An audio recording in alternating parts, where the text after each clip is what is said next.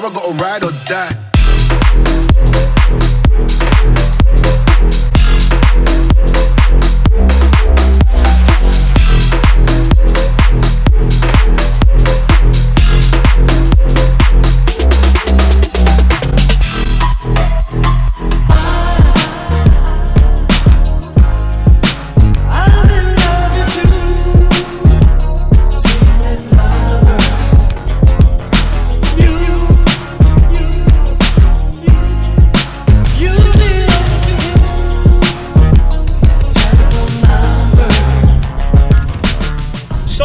Welcome back to the channel. Today you join me from the driver's seat of a Fiat Panda 100 brake horsepower. Now you may ask yourself, Jamie, what are you doing in that car and what is it?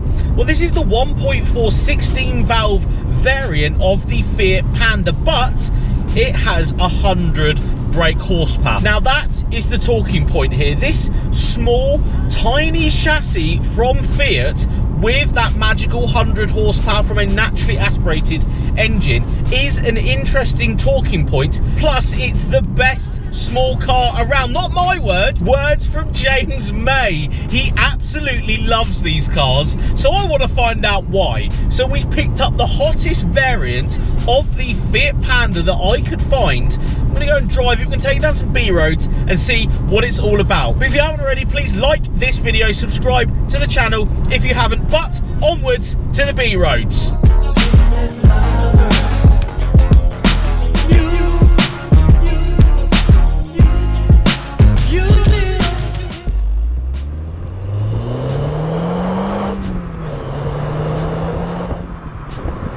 Now, first things first, this is obviously based on a normal Fiat Panda. With that 1.4 litre 16 valve up front, it creates the magical 100 horsepower, or HP, as it says on the back underneath the Panda badge. It's interesting because when I used to see James May go on about these cars, I never really understood it. But it does take driving a car to understand what it's all about. So the first thing I've really got to talk about is how fun this thing is to drive. The small chassis and the fact that this has been modified. It's got a back box on it, it's got lowering springs on it, and with that Notchy gearbox from the factory, it actually creates a, I'm not going to say hot hatch, I'm going to say mediocre hatch, because that's what this is. It isn't going to be the fastest. It's around, I think it's over 9 seconds 0 to 60, but in the UK you could use that 9 seconds 0 to 60 at every single possible point you want to. The fact that the British B roads only really ever let you do, you know, 40 all the way up to the magical 60, or maybe over if you fancy it. This car is then exactly what you would want. Not only has it got a small, fun, light chassis, it has the Notchy gearbox and a little bit of power to go with it. So as you start enjoying yourself, the car actually starts rewarding you in the weirdest way ever, because not once would I believe that a Fiat Panda would drive this well.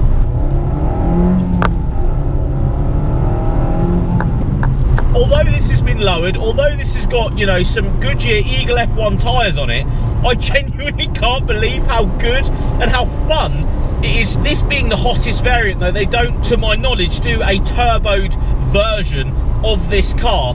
So that is really what you're going to be working with on the Pandas. This is going to be the hottest variant, and looking on eBay there was one for sale. Now you can get one of these for sub £3,000. The one I found on eBay today was at 80,000 miles and it was £2,600. This is the same sort of scenario with the car I'm driving today. This one's got 59,000 miles on it, so you're looking just shy of £2,800 to £3,000. Your insurance group is just 11 on this mediocre hatch, which again, if you're a young driver, and we're going to say you're a young driver and you want something a little bit quirky and weird for a couple of years, this is a fantastic option for you, because not only is it different, it's not the typical, you know, Fiesta and, you know, a Bath even, but it's very rewarding at the same time. Very hard to explain in this sort of video the sensation you get from a car like this,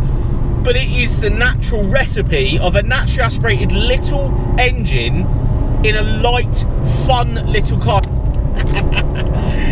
say light, it's about 1,350, just over kilos. So you do have a little bit of weight behind you, don't get me wrong, but the Panda was never meant for racing around in, was it? Let's be quite honest. But it does a fantastic job of just being a laugh to drive, which is, again, me coming into this car, I never expected this car to be fun. I never expected it to be that capable round a British B road. It's very, very weird and interesting at the same time, this car. I don't see anybody out there buying these things. There's none of them for sale, and I do think the whole for sale, you know, not really being able to find many of them, and I do think that's down to tax. Now, taxing this car is £205. A Panda of the same generation with a smaller engine, you know, 1.2 or 1 litre, they go down to £30 a year. So that is a slight deterrent for all the Panda owners out there. They don't necessarily want to be paying loads of money just to tax a car. But on the flip side of that, you get a fun, exciting little car. And the fact that this is different and it looks the way it does, lowered on some steel wheels with the Mercedes caps, it's just something quirky about it, mate. It's weird, but really, really cool at the same time. Do you know, you don't have to have loads of power, especially in the UK, and I say this all the time. This is coming from someone that thrown loads of power into hot hatches in the past. You don't have to have loads of power to enjoy yourself. You really don't. You don't need to have all of the turbos and all of the pops and bangs and stuff to just enjoy driving a car. This is simplicity at its finest. It is hot hatch or mediocre warm hatch-ness at its finest, and that is why I quite seriously love this car in a weird way. It's just quirky, and if you can get behind the quirkiness of it being a Panda and the way it looks and stuff, I don't think it looks that bad. I think it looks pretty cool, if I'm honest. The bumpers and just the way it looks with the roof bars that have been added, I think there's something cool about it in a weird way. As you can see, the interior has actually got a bath seats in it, which is a direct fit bar 1 bolt, so that's a good shout. You could put these in very, very easily, and it even has a newer generation Fiat steering wheel that's been added to this car. So there is a lot of picking and choosing you could do. You could do quite a lot to these because they share so much with other Fiat branded products. So all in all, if you're out there looking at this and wondering, should I buy one of them? I think if you want something that's about 100 horsepower, right, that's fun, it's got 6 gears, it does like 40 mpg, it's cheap to run, cheap to tax in theory. Yes, it's more than others, but you get that little more spice in the engine, do you know what I'm saying? So that's what you're paying for. You can also modify it pretty easily. It's a funny middle ground, and I genuinely hope that there's some people out there that go and actually buy one of these and go and enjoy them, because there's something about it.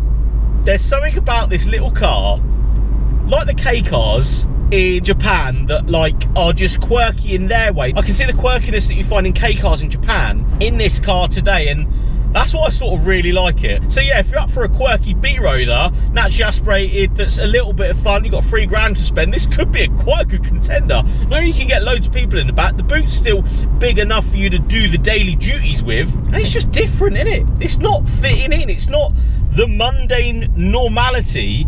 Although it's a Panda, and yes, I understand there might be someone who'd be like, oh, but Jamie, it's a Panda, and that's so like normal. Oh my god, it's so normal. But it's not though, is it? Because it's not the obvious choice, and I love stuff like that isn't the obvious choice. Anyway, guys, thank you so much for watching. If you did like this style of video, let me know in the comments below. Let me know what you think of the 100 horsepower Fiat Panda. Quirkiness at its finest in the UK, down some B roads today in the wet. Anyway, guys, thank you so much for watching. I'll see you all on the next one.